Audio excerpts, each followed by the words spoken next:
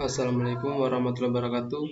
Perkenalkan, nama saya Fahmi dengan NIM 2065004. Di sini saya akan menjelaskan manajemen integrasi proyek di mata kuliah manajemen proyek TI. Langsung saja, kunci dari keseluruhan keberhasilan proyek, manajemen integrasi proyek yang baik. Pertama, ada proyek manajer harus mengkoordinasikan semua bidang pengetahuan lain sepanjang siklus hidup proyek. Kemudian banyak manajer proyek mengalami kesulitan melihat gambar dan hanya fokus pada terlalu banyak detail. Kemudian manajemen integrasi proyek tidak sama seperti integrasi perangkat lunak. Kemudian ada proses manajemen integrasi proyek, yaitu mengembangkan proyek charter bersama dengan para stakeholder untuk menciptakan dokumen secara formal, memberikan wewenang kepada proyek. Kemudian mengembangkan pernyataan lingkup awal proyek, mengembangkan rencana pengelolaan proyek, mengkoordinasikan segala upaya perencanaan untuk menciptakan dokumen yang konsisten dan koheren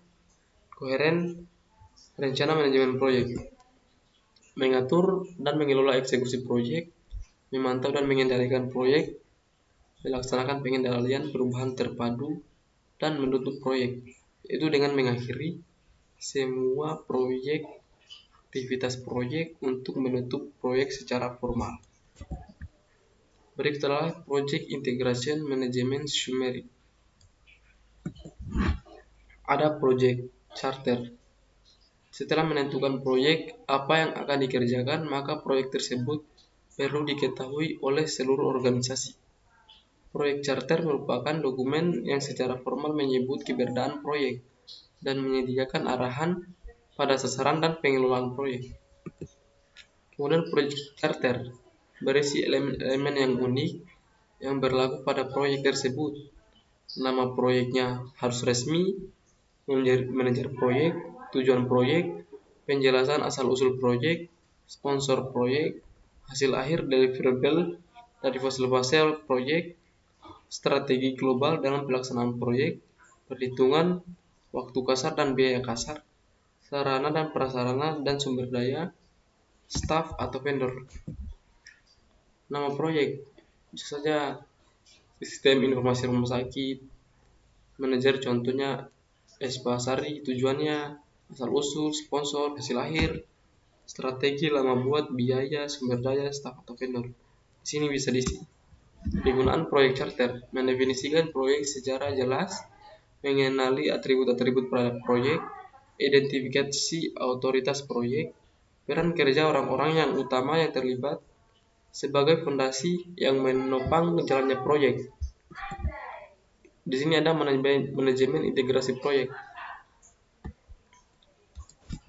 Pernyataan lingkup awal. Pernyataan lingkup merupakan dokumen yang digunakan untuk mengembangkan dan mengkonfirmasi pemahaman dari lingkup proyek. Ini merupakan alat bantu penting untuk mencegah scope creep. Rencana manajemen proyek merupakan dokumen yang digunakan untuk mengkoordinasi semua dokumen perencanaan proyek dan memandu eksekusi dan pengendalian proyek. Kemudian atribut rencana proyek. Proyek unik, rencana proyek juga. Rencana haruslah dinamis, fleksibel, diperbaharui ketika perubahan terjadi. Elemen umum dari rencana manajemen proyek.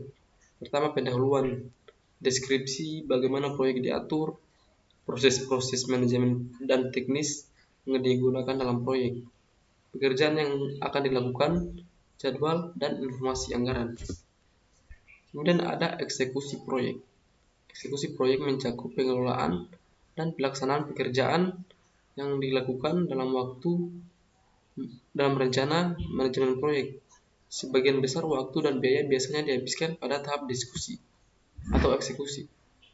Alat bantu teknik eksekusi proyek. Metodologi manajemen proyek. Banyak manajer proyek berpengalaman percaya bahwa cara paling efektif untuk meningkatkan manajemen proyek adalah dengan mengikuti metodologi yang tidak hanya menggambarkan apa yang dilakukan, dalam Manpro, tapi bagaimana melakukannya. Kemudian sistem informasi manajemen proyek. Ratusan produk perangkat lunak Manpro tersedia di pasaran. Banyak organisasi yang menggunakan sistem manajemen proyek perusahaan yang tangguh yang bisa diakses dari internet.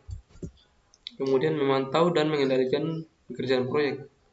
Perubahan tak terhindarkan pada sebagian besar proyek sehingga perlu dikembangkan untuk diikuti untuk memantau dan mengendalikan proyek perubahan. Kemudian pemantauan pekerjaan proses mencakup pengumpulan, pengukuran, dan penyebaran informasi kinerja. Dua keluaran yang penting, yaitu tindakan korektif dan preventif yang dianjurkan, sistem kendali perubahan, proses formal yang terdokumentasi yang menggambarkan kapan dan bagaimana dokumen dan pekerjaan proyek resmi dapat diubah.